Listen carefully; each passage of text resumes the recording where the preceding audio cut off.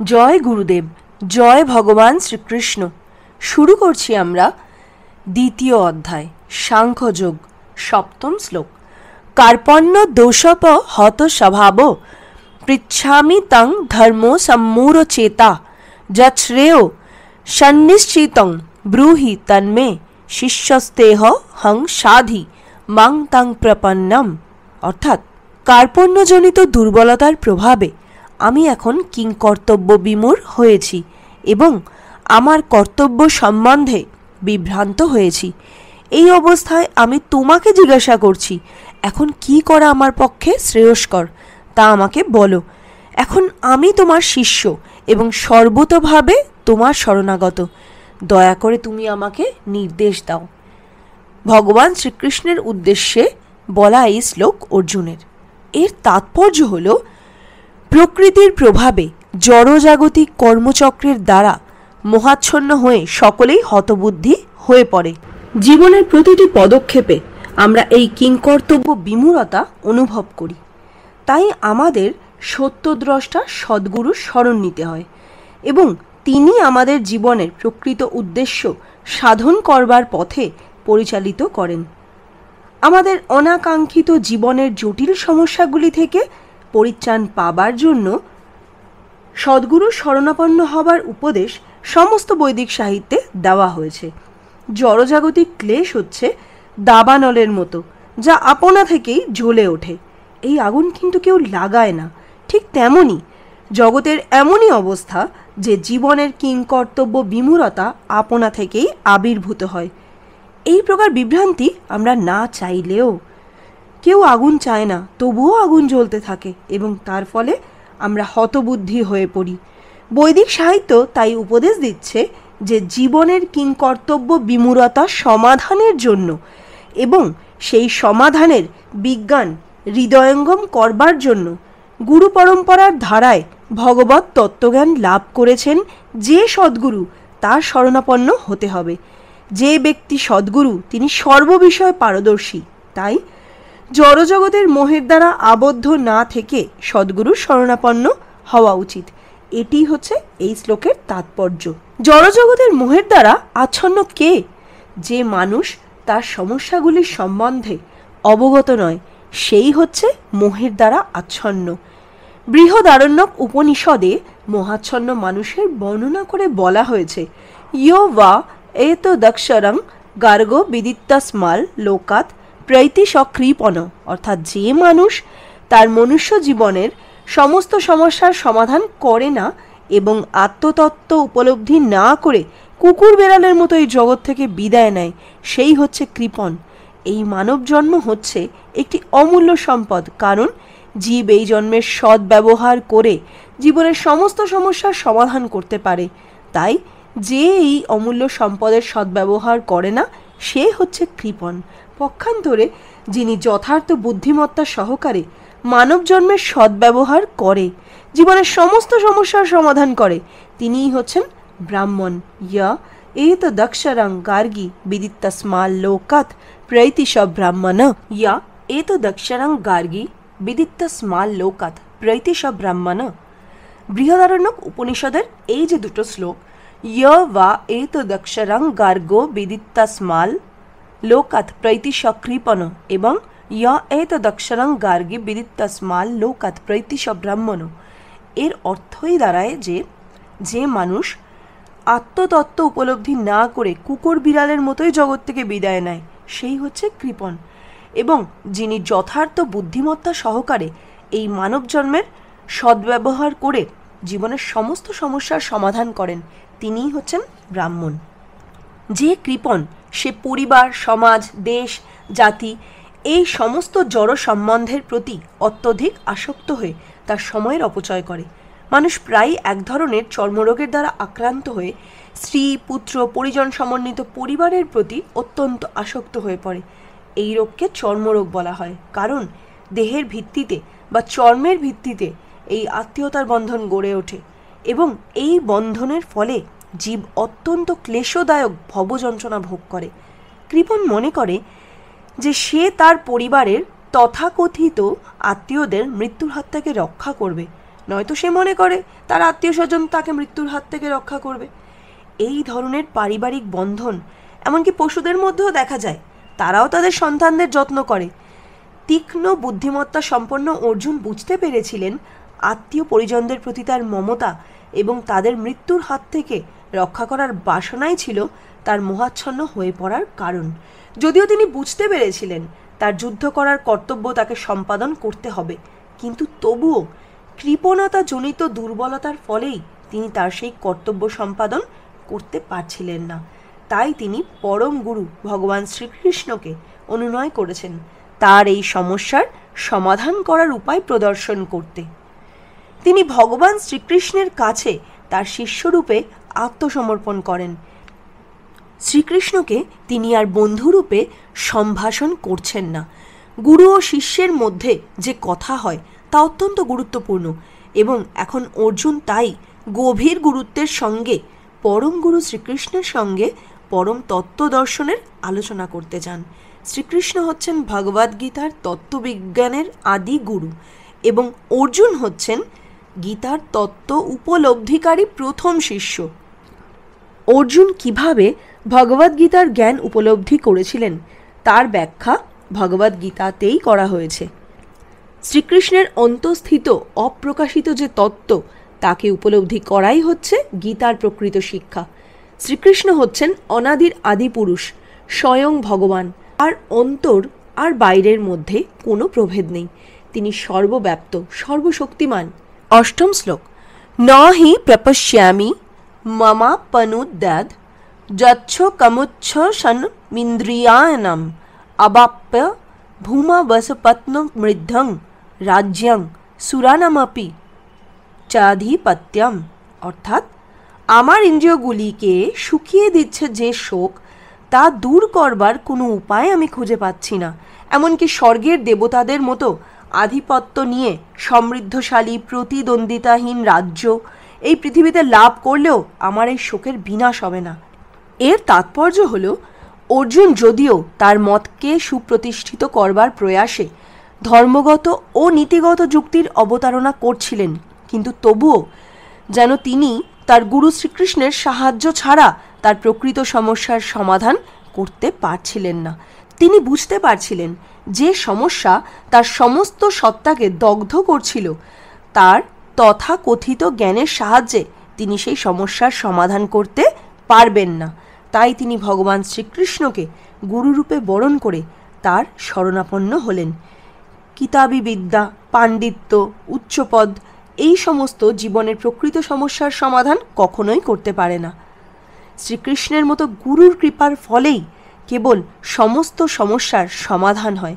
তাই সিদ্ধান্ত হচ্ছে যে গুরু সর্বতোভাবে কৃষ্ণ চেতনার অমৃত আস্বাদন করেছেন তিনিই হচ্ছেন সদ্গুরু।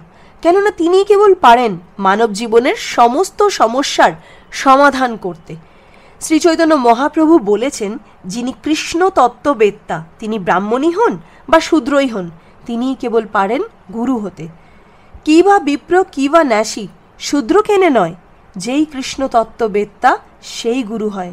সুতরাং তত্ত্বজ্ঞানী না হলে সদ্গুরু হওয়া কখনোই সম্ভব নয়। বৈদিক শাস্ত্রেও বলা হয়েছে, ষট কর্ম নিপুণ বিপ্র মন্ত্রতন্ত্র বিশারদ অবৈষ্ণব গুরুর্ন সাদৈষ্ণব স্বপচ গুরু।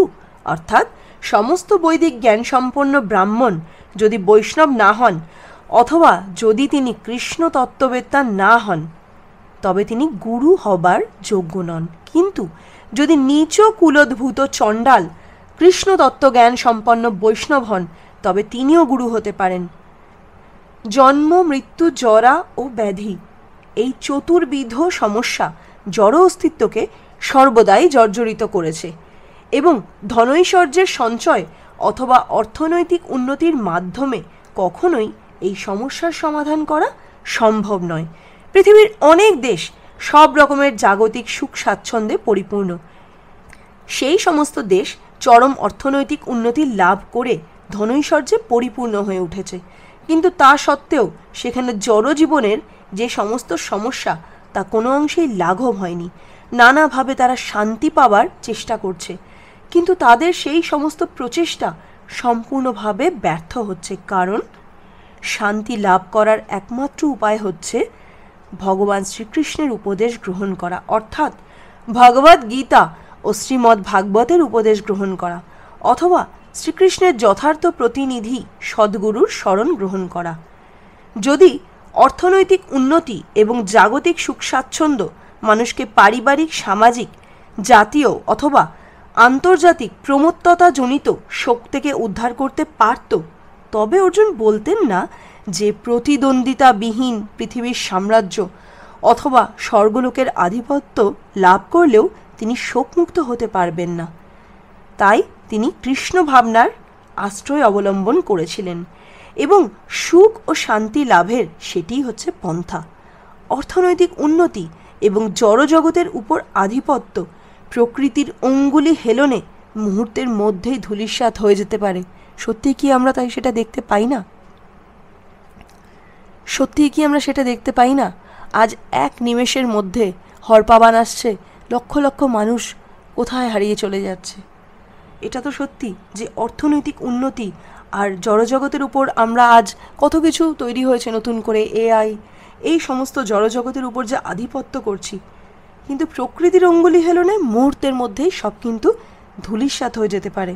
মানুষের গ্রহান্তরে যাবার আপ্রাণ প্রচেষ্টা যেমন চাঁদে যাবার জন্য অনুসন্ধান করছে, তাও প্রকৃতির এক ঘাতে সর্বতভাবে বিনষ্ট হয়ে যেতে পারে। ভগবদ্গীতায় তা প্রতিপন্ন হয়েছে, ক্ষীণে পুণ্যে মর্তলোকং বিশান্তি। সমস্ত পুণ্যকর্মের ফল শেষ হয়ে গেলে চরম সুখ ও সমৃদ্ধিপূর্ণ জীবন থেকে নিতান্তই নিম্ন স্তরের জীবনে পতিত হতে হয়। অনেক রাজনীতিবিদ এভাবেই অধঃপতিত হয়েছে এবং এই ধরনের অধঃপতন কেবল দুঃখের কারণ হয়ে দাঁড়ায়। তাই আমরা যদি আমাদের মঙ্গলের জন্য সর্ববিধ শোকের নিরসন করতে চাই, তবে আমাদের অর্জুনের মতো ভগবান শ্রীকৃষ্ণের শরণাপন্ন হতে হবে। সুতরাং অর্জুন যেমন শ্রীকৃষ্ণকে তার সমস্ত সমস্যার সমাধান করতে অনুরোধ করেছিলেন, প্রতিটি মানুষেরই উচিত সেভাবেই ভগবানের শরণাগত হওয়া। সেটিই হচ্ছে কৃষ্ণ ভাবনামৃতের পন্থা। নবম শ্লোক। সঞ্জয় উবাচ এব মুক্তা ঋষিকেশং গুরাকেশ পরন্তপ ন যৎস ইতি গোবিন্দ মুক্তা তুষ্ণিং বভুব হ। অর্থাৎ সঞ্জয় বললেন, এভাবে মনোভাব ব্যক্ত করে গুরাকেশ অর্জুন তখন ঋষিকেশকে বললেন, হে গোবিন্দ, আমি যুদ্ধ করব না। এই বলে তিনি মৌন হলেন।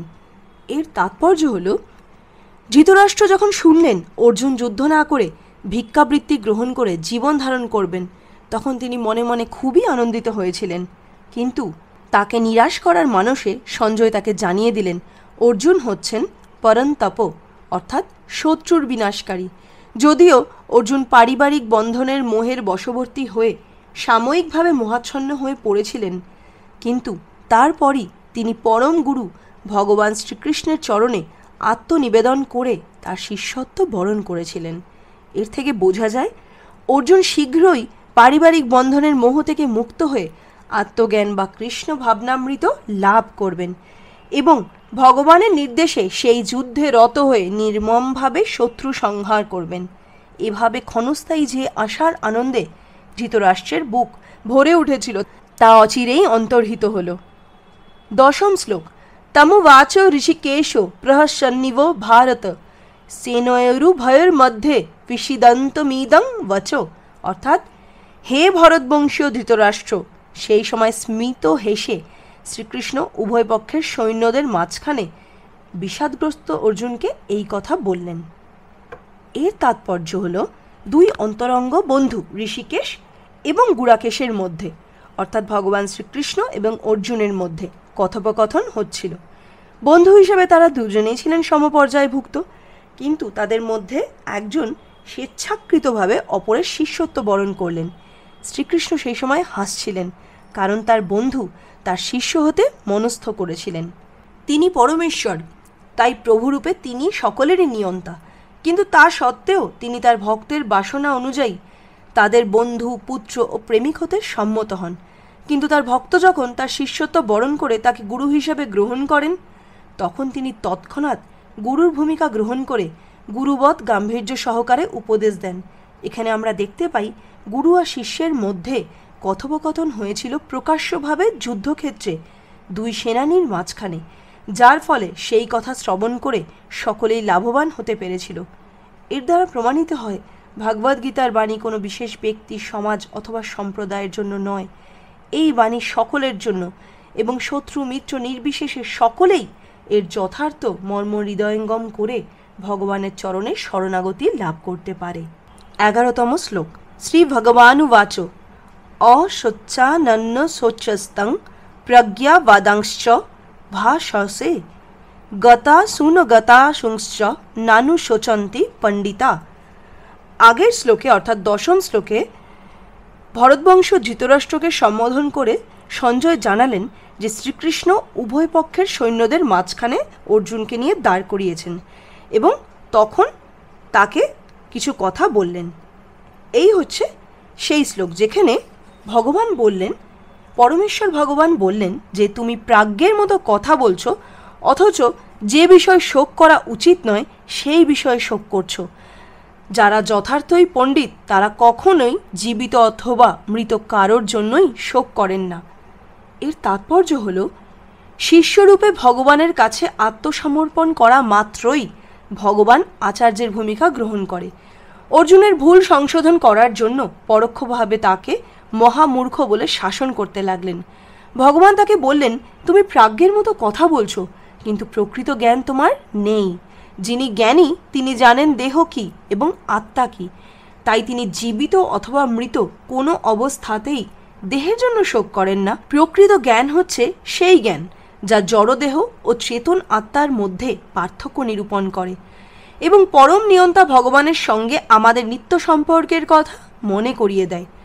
অর্জুন যুক্তি দেখাচ্ছিলেন যে রাজনৈতিক ও সামাজিক প্রয়োজনীয়তার থেকে ধর্মীয় আচার অনুষ্ঠান অধিক গুরুত্বপূর্ণ, কিন্তু তিনি জানতেন না জড় পদার্থ, আত্মা ও ভগবৎ সম্বন্ধীয় জ্ঞান ধর্মীয় আচার অনুষ্ঠান করার চাইতেও বেশি গুরুত্বপূর্ণ। আর যেহেতু তার সেই জ্ঞান ছিল না, তাই তার পক্ষে পাণ্ডিত্যপূর্ণ যুক্তি দেখানো অনুচিত। যেহেতু তিনি পরম জ্ঞানের অধিকারী ছিলেন না, তাই তিনি অনর্থক শোক করছিলেন। জড়দেহের জন্ম হয় এবং এক সময় না এক সময় তার বিনাশ হবেই, কিন্তু আত্মা অবিনশ্বর, তার কখনোই বিনাশ হয় না। তাই জড়দেহটি আত্মার মতো গুরুত্বপূর্ণ নয়। এই আত্মাই হচ্ছে জীবের প্রকৃত সত্তা।